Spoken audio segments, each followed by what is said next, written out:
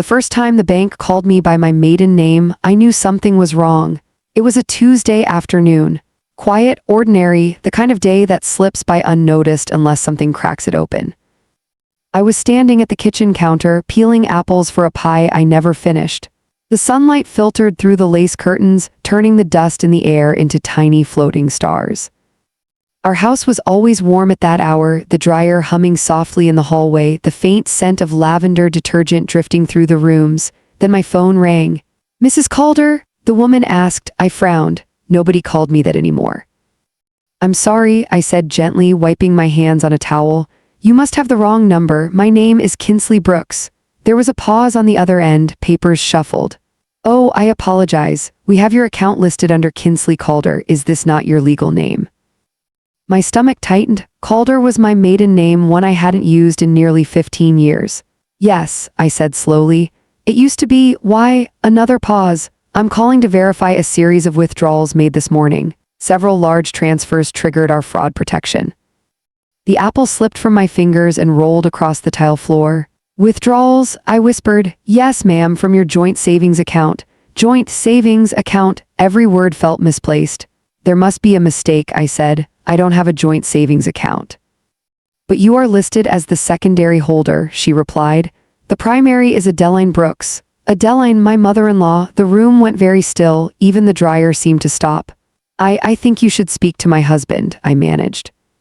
But even as I said it, a strange chill crept over me, the kind that arrives before understanding does, because Hayden had always told me something very clearly, very firmly. "My mother handles the long-term savings," he used to say whenever finances came up. "She's better with numbers. It's just easier that way." At the time, it hadn't sounded strange. Adeline was organized, disciplined, careful in a way that made other people feel slightly careless by comparison. When I married Hayden, she handed me a neatly typed binder labeled Family Financial Structure. I remember laughing softly, thinking it was charming. Now, standing barefoot on the cold tile, I realized I had never actually seen what was inside that binder. "I recommend you visit your branch as soon as possible," the bank woman continued gently. "The balance is significantly lower than expected." "How low?" I asked. Her hesitation told me more than the number would. "Ma'am, over 80% of the funds were transferred this morning." The line went silent after that. I don't remember hanging up. I only remember staring at the apple near my feet, noticing a small bruise forming where it had struck the floor. Such a small injury, yet irreversible. Before that day, my life had been comfortably predictable. Hayden and I had been married 12 years. Not a fiery marriage, we were never the loud, passionate kind, but steady, kind, built on routines that felt safe. He drank his coffee black, always left exactly one sip at the bottom. He kissed my forehead every morning before work, and every Sunday we visited Adeline. She lived only 15 minutes away but behaved as though she were the quiet axis around which our family turned. Adeline was not cruel, not openly. She simply had a way of arranging things, conversations, holidays, decisions, so that her approval became the natural conclusion. "You're lucky," friends used to tell me. "Most mothers-in-law are nightmares. Yours is so put together." Put together, yes, like a locked cabinet. When Hayden and I first married, I suggested merging our finances fully. He smiled in that patient way of his. "We will," he said. "But Mom already manages the investment accounts Dad left us. It would just complicate things to change it now." I remember stirring sugar into my tea, watching it dissolve. "Does she manage all of it?" I asked. "Just the serious savings," he replied. "Our checking is ours." I let it go. Marriage, I believed then, was partly about trusting what you couldn't see. Besides, Adeline always treated me politely, never warm, but never dismissive enough to protest. Still, there were moments, tiny ones, that pricked at me. Like the Christmas she handed Hayden an envelope and said, "I moved some funds around, don't worry about it." Or the time she asked me very casually, "Do you still work part-time, Kinsley? It's good not to rely entirely on a husband." I thought it was advice. Now I wonder if it was a warning. Hayden came home early that evening. I was sitting at the dining table with the binder open in front of me, the same one Adeline had given me years ago. Inside were tabs labeled property, emergency, retirement, everything meticulously documented. Everything except the account the bank had mentioned. "Why is your mother the primary on our savings?" I asked quietly. He froze halfway through loosening his tie. What do you mean? The bank called, most of the money is gone.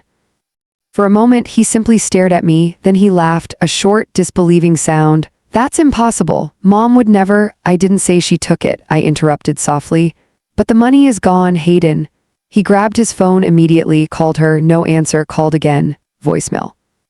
His jaw tightened. She's probably at Bridge Club, he muttered. But Adeline never missed a call from Hayden. Never. That was the first moment I saw something unfamiliar in my husband's face. Not anger, not yet fear. We drove to her house without speaking. Dusk had begun to settle, painting the sky in bruised shades of purple. Adeline opened the door after the second knock. She looked perfectly composed, pearl earrings, pressed blouse, not a hair out of place. Hayden, she said warmly. Then her eyes shifted to me. Kinsley, this is unexpected. Hayden didn't bother with pleasantries. Mom, what happened to the savings account? Something flickered across her face, so quickly I might have imagined it. Then she sighed. Oh dear, she said. I was hoping to explain that later. A thin thread of unease wound through my chest. Explain what? Hayden asked. Adeline stepped aside, allowing us in. Come sit, she said calmly. There's no need for drama. No need for drama. I remember noticing how quiet her house was. No television, no music, just the steady ticking of the grandfather clock. She folded her hands neatly in her lap. I moved the funds, she said. Hayden blinked. Moved them where? To protect them. From what? Her eyes slid toward me. From me. I was informed, she said carefully, that Kinsley has been making questionable financial decisions. The words landed gently, but they shattered something all the same. I beg your pardon, I whispered. Adeline's expression softened into something almost sympathetic. The transfers were necessary, she continued. Frankly, Hayden, I'm surprised you didn't notice sooner. Notice what? Hayden looked between us, confusion deepening. Mom, what are you talking about? She exhaled slowly. As of this morning, she said, nearly all our family savings have been safeguarded. A pause, then very quietly, before your wife could make them disappear. The ticking clock grew louder. And for the first time in 12 years of marriage, my husband did not immediately defend me. He just stared, as if he were seeing me from a distance, as if he were trying to decide whether he truly knew the woman he married. And in that silence, I felt something colder than anger. I felt the first fracture of trust. For several seconds after Adeline spoke, nobody moved. The grandfather clock marked each passing moment with a slow, deliberate tick, tick, tick, as if time itself were leaning forward to listen. I became acutely aware of the way my hands rested in my lap, too still, fingers pressed together so tightly the knuckles had gone pale. Before I could make them disappear, I repeated, my voice barely above a breath. Adeline tilted her head slightly, studying me the way a teacher studies a student who has disappointed her. Kinsley, she said gently, this doesn't have to become unpleasant. Unpleasant, as though we were discussing a seating arrangement, not an accusation that could dismantle a marriage. Hayden finally spoke. Mom, you're not making sense. She reached for a folder on the coffee table. Of course there was a folder, and slid it toward him with practiced calm. I received documentation, she said. Credit activity, multiple applications, a personal loan inquiry just last month. Hayden opened the folder slowly. I watched his eyes move across the page, once, then again. A crease formed between his brows. Kinsley, he said quietly, what is this? I leaned forward. The papers were real. My name, my old maiden name too, Calder, several credit cards. A loan application. My pulse roared in my ears. I've never seen these, I whispered. Adeline gave a soft, almost regretful smile. Denial is a very human response when we feel exposed. Something inside me snapped, not loudly, not dramatically, but with the clean, silent break of thread pulled too tight. This isn't denial, I said. It's the truth. Hayden looked torn, his gaze moving between his mother and me like a pendulum searching for equilibrium. Why would someone open accounts in your maiden name? He asked. The question itself hurt more than the suspicion behind it. I don't know, I said, but it wasn't me. Adeline folded her hands. You must understand my position, she said to Hayden. After your father died, I promised myself I would never allow carelessness to endanger what he built. Carelessness. Again, the word fell neatly, deliberately. Mom, Hayden said, rubbing his temple, you should have talked to us before moving the money. I tried, she replied. You've both been so busy, and frankly, when financial irresponsibility surfaces, swift action is wiser than prolonged discussion. Financial irresponsibility, she never raised her voice, never sharpened her tone, yet every sentence carried the quiet authority of a verdict already reached. I looked at Hayden. Do you believe her? I asked. The question hung between us, fragile as glass. He hesitated just for a second, but sometimes a second is all it takes for the heart to understand its place. I believe there must be an explanation, he said carefully. Not yes, not no, an explanation. Adeline stood then, smoothing an invisible wrinkle from her skirt. I've transferred the funds into a protected trust, she said. Temporarily, once everything is clarified, we can decide the safest way forward. Safest, as if I were a storm approaching their shoreline. We left soon after that. The drive home felt longer than it ever had. Streetlights slid across the windshield in silent intervals, illuminating Hayden's face, tight, thoughtful, unfamiliar.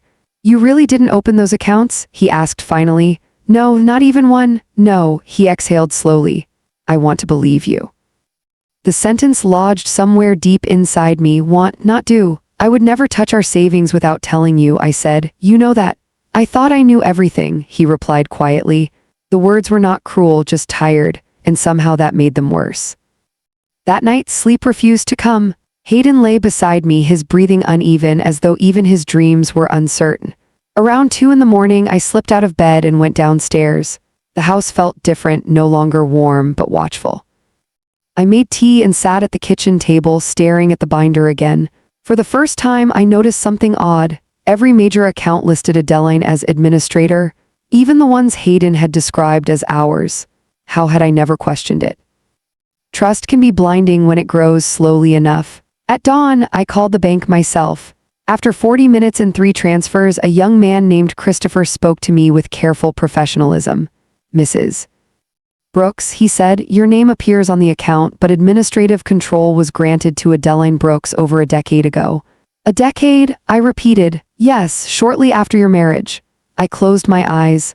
Were there ever concerns raised about my activity? He hesitated. There were alerts attached to the credit inquiries, but they originated online, not through this institution. So the savings weren't moved because of confirmed fraud? No, ma'am. The primary holder has the right to transfer funds at her discretion. At her discretion, legally clean, morally less so. When I hung up, my tea had gone cold. Later that morning, I drove to the credit bureau. The woman at the desk spoke in the neutral cadence of someone accustomed to unraveling quiet disasters. Identity theft is more common than people realize, she said, the phrase barely registered. Identity theft? The words sounded clinical, detached, yet they explained everything and nothing all at once. We reviewed the accounts together. Most had been opened within the past 18 months, addresses I didn't recognize, phone numbers that weren't mine, one card already near its limit. Whoever did this knew enough about you to pass verification, she explained. A chill crept up my spine. Knew enough about me. I thought of forms Adeline kept, tax copies, old records, even my social security number. She had once insisted on storing it for family documentation. At the time, it had seemed efficient, responsible. Now I felt suddenly, profoundly exposed. When I told Hayden that evening, he sat very still. So you're saying someone stole your identity, he said slowly. Yes, and you think Mom overreacted. I think your mother acted without asking a single question. He leaned back, dragging a hand over his face. You have to admit it looks bad, Kinsley. I stared at him. Do you hear yourself? I'm trying to be rational. And I'm trying to understand why your first instinct is to defend her instead of me. He flinched slightly. That's not fair, isn't it? Silence settled between us again, heavier this time. Marriage is often described as 2 people on the same side of a problem. That night it felt like we were standing on opposite shores, shouting across water. Finally, he said, Mom has managed money her entire life. She doesn't make impulsive decisions. No, I said quietly. She makes controlled ones. Days passed. The investigation began. Forms, affidavits, passwords changed. Credit frozen. Each task felt like sweeping shards after a window had shattered, necessary but exhausting. Adeline, meanwhile, did not call, did not check on me, did not apologize. Instead, she sent Hayden articles about financial deception. One evening, I overheard him on the phone with her. She's cooperating, he said, cooperating. As if I were under review, I stepped into the room. He lowered his voice immediately. Something hardened inside me then, not anger exactly, but clarity. For 12 years, I had tried to fit gently into the architecture Adeline designed, never confrontational, never demanding. But innocence has a way of awakening self-respect, and self-respect rarely stays quiet for long. A week later, we were invited to Sunday dinner. Adeline's invitations were never casual, they carried the subtle weight of summons. The table was set with her usual precision, linen napkins, polished silver, roses trimmed to identical heights. If tension bothered her, she did not show it. "I made your favorite roast, Hayden," she said. Then turning to me, "Glazed carrots, you always seem to like them." Seemed. Throughout dinner, conversation hovered safely over neutral ground, whether a neighbor's renovation, an upcoming charity event. Finally, I placed my fork down. "Adeline," I said calmly, "the credit bureau confirmed identity theft." She dabbed her lips with her napkin. "I'm relieved to hear you're addressing it." "That isn't the point," I replied. "You accused me without evidence." Her eyes met mine, cool, assessing. "I acted to protect my son. I am your son's wife." "Yes," she said, "which makes your judgment relevant to his future." The words were so carefully chosen they almost sounded reasonable. Hayden shifted in his chair. "Mom," but she continued, "financial character reveals itself over time. I prefer caution to regret." Something in me steadied then. "Will you return the money?" I asked. "Not until I'm certain it's secure." It was secure, apparently not. I held her gaze. "For years, you've controlled accounts that belong to our marriage. Did it never occur to you to let us manage our own life?" A faint smile touched her mouth. "My dear Kinsley, if you wanted independence, you should have insisted on it sooner." The truth of that struck deeper than any insult, because she was right. I had trusted too easily, deferred too often, mistaken politeness for safety. As we drove home, Hayden was quiet again. But this time, his silence felt less uncertain and more troubled. "You should have told me how much control she had," I said softly. "I didn't think it mattered." "It matters now." He nodded. After a long pause, he whispered almost to himself, "I don't like that she moved everything without us." It was the first sentence that sounded like a husband standing beside me, not between us, and though it was small, it was something. Still, as I lay awake that night, one question refused to loosen its grip on my thoughts. Who had opened those accounts? And how had they known so much about me? I didn't realize then the answer was already much closer than I imagined. Closer than the locked cabinets. Closer than the neatly labeled folders. Closer even than family. The first real crack in Adeline's certainty appeared on a gray Thursday morning, the kind of morning when the sky looks unfinished and the air carries the metallic scent of approaching rain. I was at the dining table again, surrounded by documents that had slowly taken over the house. Fraud reports, bank letters, credit statements. Each envelope felt like a quiet reminder that someone somewhere had been living a financial life in my name.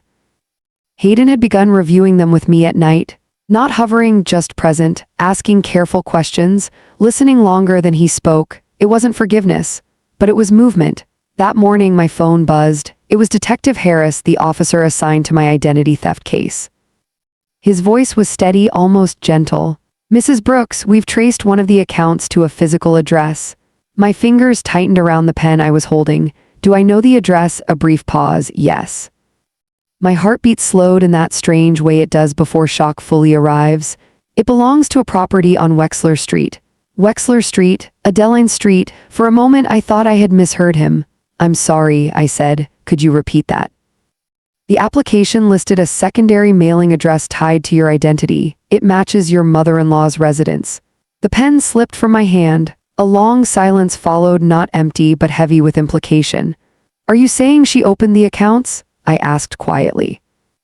"We're not drawing conclusions yet," he replied.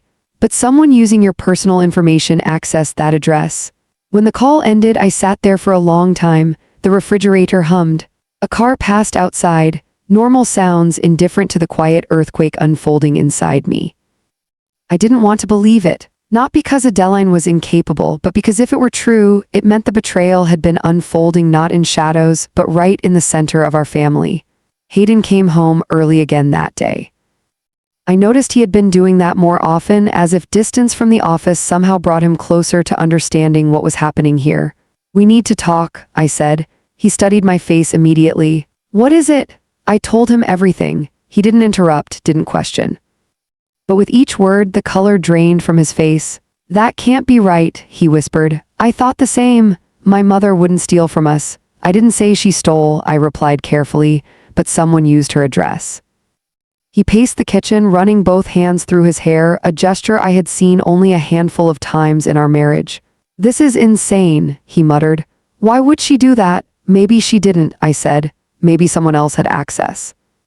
But even as I spoke, the explanations felt thinner than paper. Finally, he stopped pacing. "We're going there," he said, not asked, said, and for the first time since this began, I heard something new in his voice. Not fear, not confusion, resolve. Adeline answered the door wearing a pale blue cardigan, her expression mildly surprised, though with her, surprise always felt rehearsed. "Hayden, Kinsley, is something wrong?" Hayden didn't step inside. "Mom, did you ever open credit accounts in Kinsley's name?" The question struck the air with the sharpness of glass breaking. Adeline blinked once, slowly, then she laughed, a soft, incredulous sound. "Of course not, what a strange thing to ask. The police traced an address here." Her gaze shifted to me. There was no warmth in it now, only calculation. "You involved the police?" she asked. "I reported identity theft," I said evenly. "And you thought to mention my home? It appeared in the investigation." She crossed her arms lightly. "This is precisely why I moved the savings," she said. "Chaos follows poor oversight." Hayden's jaw tightened. "Stop deflecting. Did you or did you not have anything to do with those accounts?" For the first time since I had known her, Adeline hesitated. It lasted barely a heartbeat. "But Hayden saw it too, Mom." Her shoulders lowered slightly as though some internal negotiation had ended.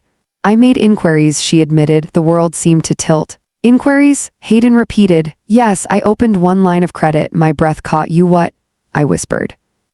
She turned toward me with a look of composed patience. "It was a precaution." "A precaution against what?" "Against you," she said plainly. Hayden stepped back as if struck. "Explain, now." Adeline folded her hands. "After observing certain patterns, your reduced work hours, increased household spending, travel, I worried about financial strain. I wanted an independent measure of risk."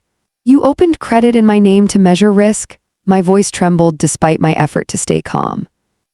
"I intended to monitor repayment behavior," she said.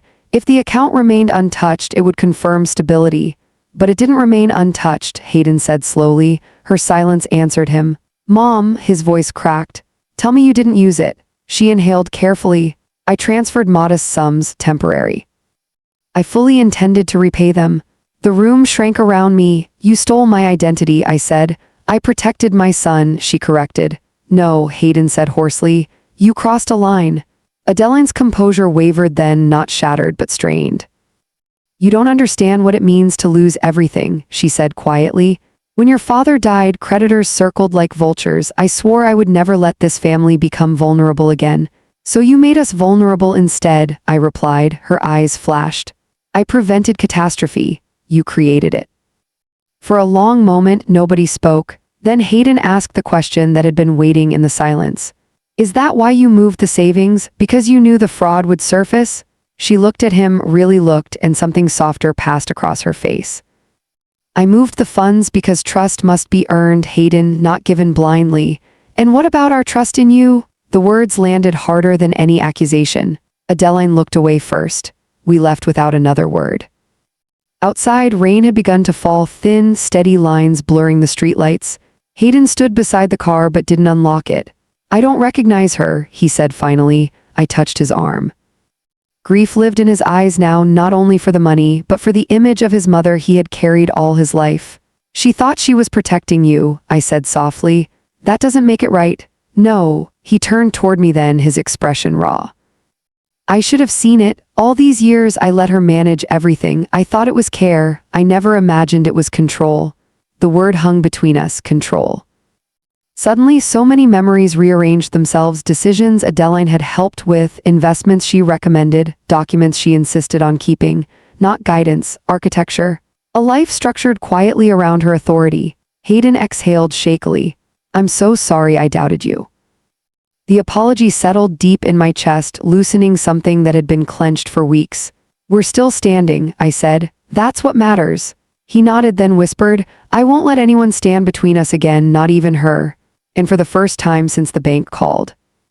I believed him, but healing is rarely immediate, because even as truth surfaces, consequences are already gathering. The detective called the next morning. Given Adeline's admission, the case was no longer simple identity theft. It was fraud, family or not, and whether I liked it or not. I would have to decide what happened next. There is a particular kind of silence that settles over a marriage when something foundational shifts. Not the comfortable quiet of shared routines, but the fragile stillness that follows revelation. In the days after Adeline's confession, our home felt unfamiliar, as though we had moved into a carefully constructed replica of our life, but the original warmth had yet to return. Hayden tried to keep things normal. He still kissed my forehead before leaving for work. Still asked if I needed anything from the store. Still placed his hand lightly on the small of my back when he passed behind my chair. But beneath those gestures lived a deep, unsettled sorrow, not just betrayal, disorientation.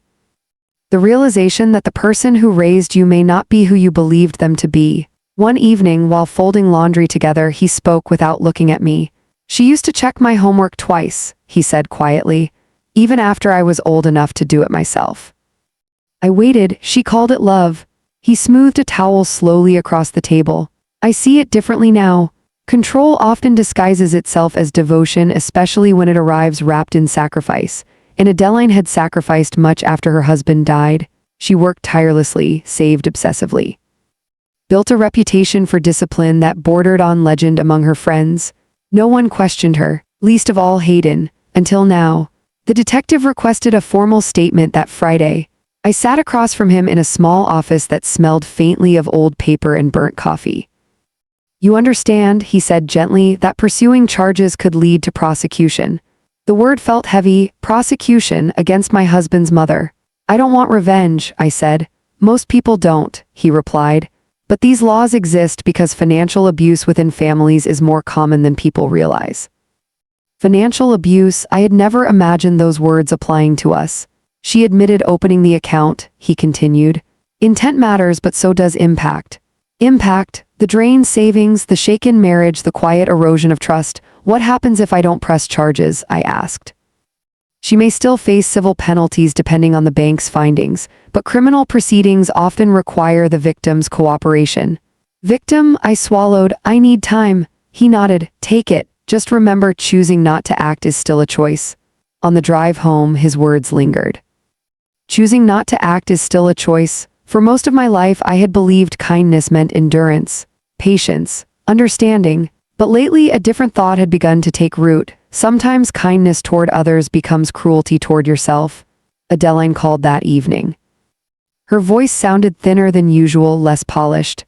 "Kinsley," she said, "I think we should talk, alone." I almost declined, but avoidance rarely brings clarity. We met the next afternoon at a quiet tea room she favored, the kind with delicate china cups and waitresses who spoke in hushed tones. She was already seated when I arrived. For the first time since I'd known her, she looked older, not dramatically, just human.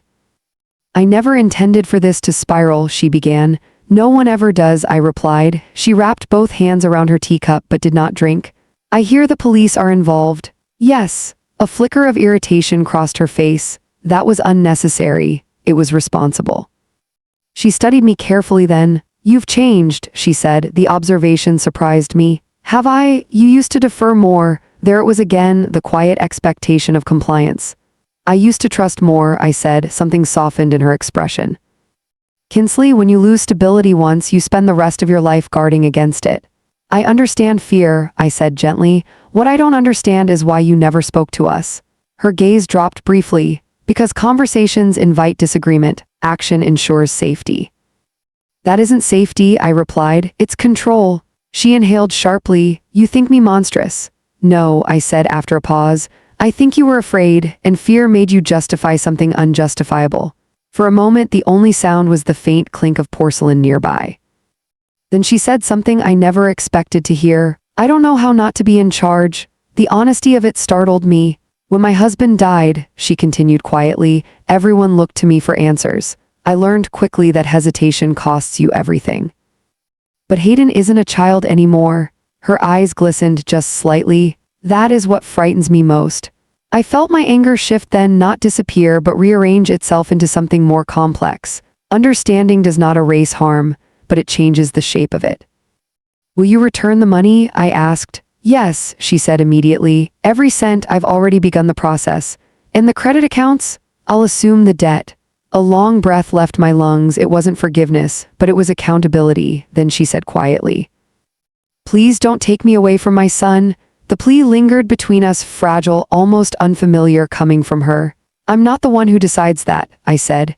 Hayden listened carefully that night as I recounted the meeting. "She said she doesn't know how not to be in charge," he repeated. "That sounds like her," I said softly. He stared at the floor for a long time. "When I was 8, he said finally, I tried to pack my own lunch. She redid it every morning for a year." A faint, sad smile touched his mouth. "I thought it meant I was loved." "You were loved," I said, "but love without boundaries can suffocate." He nodded slowly. "I need to talk to her, really talk." They met 2 days later. I did not go. Some conversations belong only to the people whose history built them. When Hayden returned, his eyes were red, though he had clearly composed himself before walking in. "We talked for hours," he said, "and I told her things have to change, completely." He sat beside me. "She cried, Kinsley. I don't think I've seen her cry since my father's funeral." That image alone told me how deeply the ground had shifted. I told her she no longer manages a single part of our finances. Relief spread through me, quiet but profound, and she agreed. After arguing, he admitted, "But yes." He took my hand. "I chose you fully. I need you to know that." The words settled into the spaces doubt had carved. Sometimes reassurance arrives not loudly, but with the steady weight of truth. A month passed. The bank reversed the transfers. The fraudulent accounts were closed. Adeline signed documents accepting liability. From the outside, it might have looked like the crisis had passed, but public consequences have a way of arriving on their own schedule. At a neighborhood charity luncheon, one Adeline had chaired for nearly a decade, whispers began to circulate. Banks talk, lawyers talk. Reputations, once flawless, become subjects of quiet speculation. I noticed the change the next time we saw her at a family gathering. Some friends were polite, others distant. Control had always been her armor, now it was cracking. And beneath it stood a woman learning, perhaps for the first time in many years, what humility feels like. That night, as Hayden and I sat on the porch watching the slow drift of autumn leaves, he said something that stayed with me. "Strength isn't controlling everything," he murmured. "It's trusting that what you've built can stand without your grip." I rested my head on his shoulder. For the first time in weeks, the air felt breathable again, yet healing is not a single moment. It is a sequence of quiet choices, and soon I would face one of the hardest choices of all, whether to hold onto the wound or loosen my grasp and finally let it close. By early October, the trees along our street had begun their slow surrender to autumn. Amber leaves gathered in the gutters, and the air carried that faint, earthy scent that always reminds me of endings, not dramatic endings, but natural ones. The kind that ask you to release what you can no longer carry. On the surface, our life was stabilizing. The savings had been restored. Our accounts were finally, truly ours. Hayden and I spent an entire Saturday at the bank opening new structures with only our names attached. No administrators, no silent overseers. I remember the banker sliding the final document toward us. "Sign here," she said with a warm smile. Such a simple act, ink on paper. Yet when Hayden's hand brushed mine as we signed, I felt something profound settle inside me. For the first time in our marriage, we were the sole architects of our future. No intermediaries. No invisible permissions, just us. When we stepped outside afterward, Hayden exhaled deeply, the kind of breath that seems to come from somewhere behind the ribs. "I didn't realize how much of my adulthood was supervised," he said. "Most control doesn't feel like control when it's all you've known," I replied gently. He nodded, then surprised me by laughing softly. "You know what the strangest part is?" "What?" "I feel lighter and guilty for feeling lighter." Freedom and grief often arrive together. Especially when freedom requires redefining someone you love. Adeline, meanwhile, had grown noticeably quieter. She no longer called daily, no longer offered opinions on everything from insurance policies to vacation plans.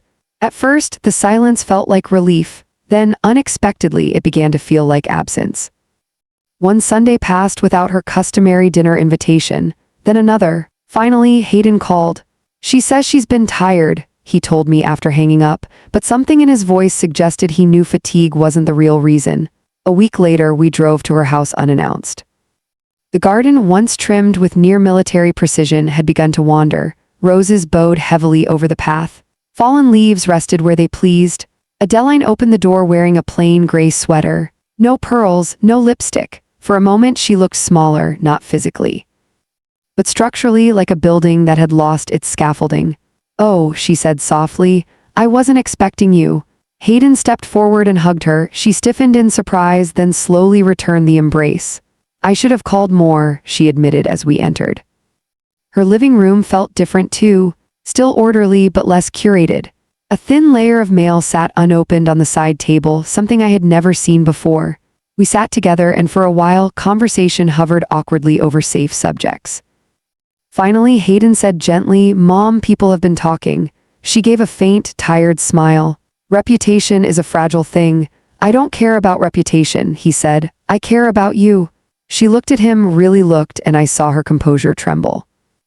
"I built my life on being dependable," she said quietly. "Now when I enter a room, conversations pause. Shame has a sound. It sounds exactly like that pause." I spoke carefully. "You made a terrible mistake, but one mistake does not erase a lifetime." Her eyes flickered toward me, surprised by the absence of accusation. "Why are you being kind?" she asked. The question lingered, because weeks earlier I might not have been. "Because holding anger forever is another kind of prison," I said. She lowered her gaze. "I never hated you, Kinsley," she whispered. "I feared what I could not control."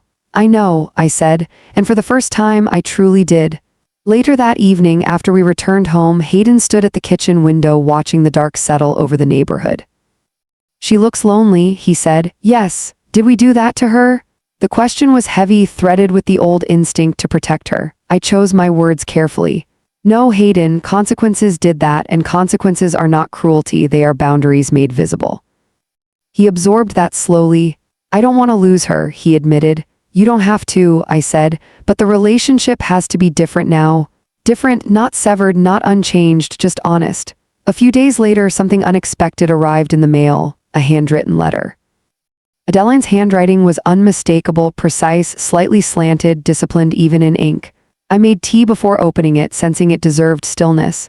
Inside was a single page, not typed, not rehearsed, just written. "Kinsley, for most of my life, competence was the way I proved my worth. After my husband died, control became the way I survived. Somewhere along the years, survival hardened into habit, and habit blinded me to the harm I was capable of causing. You did not deserve suspicion. You did not deserve intrusion. And you certainly did not deserve silence in place of apology. I am sorry, not the polished kind of sorry that seeks quick forgiveness, but the uncomfortable kind that asks for patience while I learn how to be better. If you are willing, I would like the chance to rebuild something honest between us." Adeline, by the time I reached the end, my vision had blurred, not because everything was suddenly healed, but because humility, real humility, is rare. And when it appears, it deserves to be witnessed. That night I placed the letter in front of Hayden. He read it twice. "She's never apologized to anyone in writing," he said quietly. "People can change," I replied. "Do you forgive her?" The question settled deeply inside me. Forgiveness is often misunderstood as a moment, a clean decision. In truth, it is usually a process. "I've decided not to let what she did define the rest of my life," I said. "Maybe that's where forgiveness begins." He squeezed my hand. "You're stronger than I realized." I shook my head gently. No, just unwilling to carry poison any longer. 2 weeks later, Adeline invited us to dinner again. This time there were no formal place cards, no orchestrated menu, just soup simmering softly on the stove and bread warming in the oven. Simple, human. She moved slower than before, but there was a new attentiveness in her gestures, as though she were learning how to exist without directing everything. At one point, she set a bowl in front of me and said, almost shyly, "I wasn't sure if you still liked carrots." I smiled faintly. "I do." It wasn't a grand reconciliation. There were no dramatic speeches, just 3 people choosing quietly to remain at the same table. And sometimes that is where healing truly begins. Yet even as peace tiptoed back into our lives, I sensed one final step remained. Not for Adeline, not even for Hayden, but for me. Because survival after betrayal is not only about repairing relationships, it is about reclaiming your own voice. And soon I would speak in a way I never had before. Not with anger, not with accusation, but but with a clarity that would reshape the future of our family. There comes a quiet moment after every storm when you step outside and realize the landscape has changed, not destroyed. Just rearranged. By November, the sharp edge of what had happened no longer cut into me each morning. The memory was still there, it always would be, but it had softened like sea glass worn smooth by patient tides. And yet, something inside me knew that healing required more than restored bank accounts and careful dinners. It required truth spoken plainly, not to punish, but to prevent the past from quietly rebuilding itself. The realization came to me on an ordinary Wednesday. I was organizing paperwork in the study when I noticed how automatically I reached for Hayden whenever a financial decision appeared, even now. Should we move this? Do you think this is safe? Maybe we should ask. The word stopped me. For years, I had mistaken participation for partnership. I had been present in our life but not fully empowered within it. That afternoon, when Hayden came home, I said something that surprised even me. I want us to meet with a financial planner. He loosened his scarf, nodding immediately. That makes sense. No, I said gently, not just for investments, for structure, transparency, shared authority. Understanding flickered across his face. You mean no more invisible systems? Exactly. A small smile touched his mouth. I liked the sound of that. We scheduled the meeting for the following week. Adeline's reaction, however, was more complicated. We told her over Sunday lunch, a simple meal she seemed to prefer these days. I think that's wise, she said carefully. Professional guidance is invaluable. There was a time when she would have insisted on attending, on reviewing credentials, on asking questions no one else would think to ask, but now she simply folded her napkin and added, "If you'd like, I can recommend." Hayden shook his head gently. "We want to choose this ourselves, Mom." The words were kind, but unmistakably firm. For a fraction of a second, I saw the old reflex rise in her, the urge to steer, to oversee. Then she exhaled. "Of course," she said. It was a small moment, barely noticeable. Yet I recognized it for what it was, restraint. And restraint, for someone accustomed to control, is a profound act of love. The meeting with the planner felt strangely emotional. We sat side by side while she explained joint visibility, equal authorization, long-term protections. No single person holding silent power, every account requiring shared consent. I felt something inside me settle into place, a foundation I hadn't realized was missing. At one point, she looked at us and said warmly, "The healthiest financial marriages are built on clarity, not assumption." Clarity, not assumption, such simple wisdom, such costly lesson. When we left her office, Hayden reached for my hand. "I wish we'd done this years ago," he said. "We weren't ready years ago," I replied. "Sometimes awareness arrives only after it's forced." He nodded thoughtfully. "Do you resent me?" The question came so quietly it almost disappeared into the wind. I considered it. Resentment had brushed against my heart in those early days, sharp, tempting, almost righteous. But carrying it had felt like gripping broken glass. "No," I said finally. "Resentment keeps you tied to the moment you were hurt. I'd rather be tied to where we're going." His eyes softened. "I don't deserve how gracious you've been." "This isn't grace," I said with a faint smile. "It's self-preservation." A week later, Adeline asked if I would come by alone. There was a hesitancy in her voice that I had never heard before. When I arrived, she was sitting near the window, sunlight pooling gently around her. "I've been thinking," she said. "That can be dangerous," I teased lightly. To my surprise, she laughed, a quiet, unguarded sound. "Yes, I suppose it can." She gestured toward a folder on the table. Inside were documents transferring full administrative control of the remaining family trust, the one Hayden's father had established, directly to Hayden. No secondary oversight. No hidden clauses. "I should have done this long ago," she said. "You built it," I replied. "Letting go isn't simple." She studied her hands. "Do you know what frightened me most after all this?" "What?" "That my son might obey me out of habit, even if it cost him his marriage." The honesty in that confession caught in my chest. "But he didn't," I said gently. "No," she whispered. "He chose wisely." For a moment, neither of us spoke. Then she said something that lingered with me long afterward. "Control is often just fear wearing armor." I nodded slowly. "And armor is heavy?" "Yes," she said. "I'm very tired of wearing it." December arrived with early darkness and the faint scent of wood smoke drifting through the neighborhood. One evening, as Hayden and I decorated the tree, he paused while untangling a string of lights. You know what I've realized, he said. What? My mother taught me how to build security, but you taught me how to live inside it. Emotion warmed my throat. Marriage is not strengthened by the absence of hardship. It is strengthened by what survives it. Later that night, as the tree glowed softly in the corner, I allowed myself a quiet acknowledgement. We were no longer the same couple we had been before the bank called. We were steadier, more awake, bound not by assumption but by chosen trust. Christmas dinner that year was different from any before it. Smaller, simpler. Adeline no longer orchestrated every detail. At one point she even asked, "Kinsley, how do you usually season your roast?" Usually, the word carried humility within it. After dessert, she disappeared briefly and returned with a small velvet box. "For you," she said. Inside was a delicate gold key pendant. I looked at her, puzzled. "It's symbolic," she explained softly. "A reminder that every home, every life should have more than one key holder." My eyes stung unexpectedly. "Thank you," I whispered, not because the gift erased the past, but because it acknowledged it. Later, as snow began to fall outside, Hayden wrapped an arm around my shoulders. "This feels peaceful," he murmured. "Yes," I said. But peace, I had learned, is not something that simply arrives. It is something we build choice by choice, boundary by boundary. Still, one final conversation lingered in my heart. Not about money, not about blame, but about voice.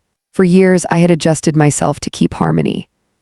Smoothed disagreements, swallowed discomfort. Now, standing in the quiet glow of the holidays, I understood something with startling clarity. Love does not require silence. And the strongest families are not the ones without conflict, but the ones where every person is allowed to speak. Soon, I would say something to Adeline that neither of us had ever imagined hearing. Not harsh, not angry, just unmistakably true. And in that truth, the last fragile thread of the past would finally loosen. By the time January arrived, the world seemed quieter. Snow had settled into the edges of the sidewalks, and the early darkness invited reflection in a way summer never does. There is something about winter that asks you to be honest with others, but especially with yourself. For weeks, a conversation had been forming inside me, not urgent. Not fueled by anger, just necessary, because forgiveness without clarity is fragile, and I wanted what we were rebuilding to last. The moment came unexpectedly on a mild Saturday afternoon. Hayden had gone to help a neighbor repair a fallen fence, and Adeline called to ask if I might stop by. She sounded almost hesitant, a tone that still caught me off guard whenever I heard it. When I arrived, she was in the kitchen attempting a new soup recipe. The counters were dusted with flour and a cookbook lay open, its spine gently cracked. "I'm learning to cook without planning 3 days ahead," she said with a faint smile. "It's uncomfortable." "Spontaneity usually is," I replied. She gestured toward the small table. "Sit with me." We ate quietly for a few minutes, the steam from the bowls curling softly between us. Outside, bare branches tapped lightly against the window. Then I set my spoon down. "Adeline, there's something I've been wanting to say." She straightened slightly, not defensive, but attentive. "I'm listening." I took a slow breath. For many years, I confused harmony with love. I thought being a good daughter-in-law meant never making you uncomfortable. Her eyes softened, though she did not interrupt. "But silence," I continued, "has a cost, and when the bank called, I realized how much of my voice I had set aside." She lowered her gaze. "I never asked you to be silent." "No," I said gently. "You didn't have to. The structure of our relationship did it for you." A long pause followed. "I don't want that anymore," I said. "Not for myself and not for this family." She looked up then, truly looked, as though measuring the weight of my words. "What are you asking of me, Kinsley?" "Not permission," I said softly. "Partnership." The word seemed to settle slowly into the room. I want a relationship where respect moves in both directions, where concern is spoken, not acted upon behind closed doors. Where none of us holds quiet authority over the others. Her fingers tightened slightly around her napkin. "You're telling me you no longer trust me?" The sadness in her voice was unmistakable. I shook my head. "I'm telling you that trust, once broken, needs new foundations. And foundations are built with transparency." She absorbed this silently. For a moment I wondered if I had asked too much. Then she did something I had never seen her do before. She reached across the table and took my hand. Her grip was warm but trembled faintly. "When Hayden was little," she said quietly, "I believed my job was to eliminate every possible threat before it could reach him. I never learned when to stop." Her thumb brushed lightly against my knuckles. "You are right to speak now. I should have made space for your voice long ago." Emotion rose unexpectedly in my chest. "I'm not your adversary, Adeline," I whispered. "I never was." "I know that now," she replied. The simplicity of that sentence carried more healing than any elaborate apology could have. A few days later, Hayden noticed something had shifted. "You seem lighter," he said as we washed dishes together. I said what I needed to say, and she heard me. He smiled, that quiet, relieved smile that had become more frequent lately. "I think we're becoming a healthier family," he said. "Healthy families aren't perfect," I replied. "They're honest." He dried his hands and pulled me gently into an embrace. "I used to think peace meant avoiding hard conversations," he admitted. "Now I see it often requires them." I rested my cheek against his shoulder, listening to the steady rhythm of his breathing. Marriage, I had learned, is not the absence of fracture. It is the willingness to repair what breaks. Not long after, Adeline surprised us again. She asked if we would host Sunday dinner at our home. In 12 years, she had never relinquished that role. When I answered the door to welcome her, she held out a small bundle of tulips. "For the hostess," she said. Hostess. The word was simple. Yet it marked a quiet transfer of space, an acknowledgement that Hayden and I were fully, unquestionably adults. During dinner, conversation flowed more easily than it had in months. There were even moments of laughter, tentative at first, then natural. At one point, Adeline glanced around the table and said something that stilled us both. "I spent so many years trying to keep this family safe that I forgot safety also comes from letting people grow." Hayden reached over and squeezed her hand. "You kept me safe when I needed it," he said gently. "Now you get to rest." Her eyes shimmered, though she blinked the emotion away quickly. "I'm learning how," she admitted. Later that night, after she had gone, Hayden and I sat on the couch with the quiet hum of the house around us. "Do you think things will ever feel completely normal again?" he asked. I considered the question carefully. "Not the old normal," I said. "But maybe something better?" "Better, yes, because this version is chosen, not assumed." He nodded slowly. "I used to think strength meant loyalty without question," he said. "Now I think it means loving someone enough to draw boundaries." Boundaries. Once the word had sounded harsh to me, almost unkind. Now it felt like the architecture of peace. Weeks passed and life continued its gentle forward motion. The fraud case formally closed once Adeline completed restitution. The bank issued confirmations, the final documents filed away like the last pages of a difficult chapter. But what lingered was not the paperwork. It was the lesson. Trust is precious not because it is unbreakable, but because rebuilding it requires courage from everyone involved. One evening, as I sorted through old mail, I found the apple peeler I had dropped the day the bank called. A faint scratch still marked its handle. I ran my thumb across it, remembering the woman I had been in that moment, stunned, uncertain, afraid to disrupt the fragile balance of family. I barely recognized her now, not because hardship had hardened me, but because it had clarified me. There is a quiet strength that emerges when you realize your voice matters just as much as your kindness. And once you find that voice, you never willingly surrender it again. As winter began its slow retreat and the first hints of spring touched the air, I felt something settle peacefully inside me. The past no longer tugged at my thoughts. Adeline no longer hovered at the edges of our decisions. Hayden and I moved through our days with a steadiness that felt earned rather than inherited. Yet one final reflection remained, something I wanted to say not just to them, but to anyone who might one day find themselves standing where I once stood. At the fragile intersection of love, loyalty, and self-respect. And with that reflection, this chapter of my life would finally close. Spring arrived quietly that year. No dramatic thaw, no sudden burst of color. Just a slow softening of air, of light, of things that had been held too tightly for too long. One morning, I opened the windows and realized the house no longer felt like it was holding its breath. Life did not return to what it had been before the bank call, and I wouldn't have wanted it to. Instead, it became something steadier, more honest. Hayden and I settled into new rhythms, shared check-ins, open calendars, conversations that no longer tiptoed around discomfort. We spoke about money the way we spoke about everything else now, plainly together without inherited rules hovering in the room. Once, while reviewing our monthly budget, Hayden looked up and said something that stayed with me. "I used to think money was just numbers," he said. Now I see its trust made visible. I smiled at that because it was true. Money had never been the real wound, control had been, silence had been, fear had been. Adeline changed too, not suddenly, not completely, but noticeably. She began asking instead of advising, listening instead of correcting. There were moments when the old reflex surfaced, a carefully phrased suggestion, a cautious warning, but now she stopped herself, sometimes even laughed at her own instincts. Old habits, she would say, shaking her head. I'm unlearning. Unlearning is not graceful, it stumbles. It pauses, but it tries, and that effort mattered. One afternoon, she asked if I would join her for a walk, not to discuss anything in particular, just to walk.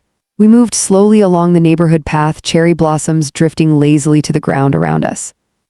I've been thinking about what you said, she told me, about partnership. I nodded. I spent decades believing that being needed was the same as being loved, she continued. Letting go feels like disappearing. I considered her words carefully. Letting go doesn't erase you, I said. It reveals what remains when control is no longer holding everything together. She walked quietly for a moment. Do you know what remains? She asked. What? Choice. That answer surprised me and pleased me.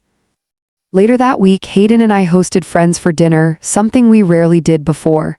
As laughter filled the house and dishes clinked casually in the sink, I caught Adeline watching from the doorway, not supervising, not managing, just witnessing.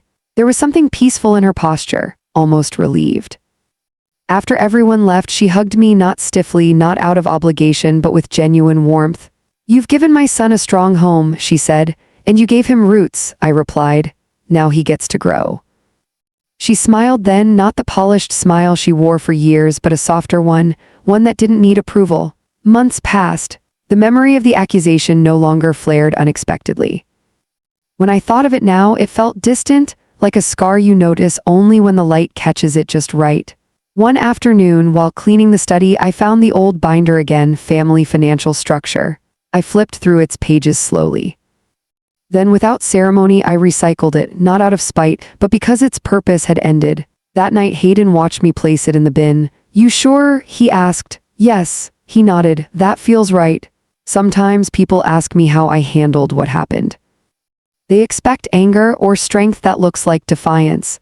But the truth is quieter. I handled it by refusing to shrink, by choosing clarity over comfort, by learning that dignity doesn't mean enduring everything with a smile, it means knowing when to stand, and standing doesn't always require shouting. Sometimes it only requires saying, this is where I stop.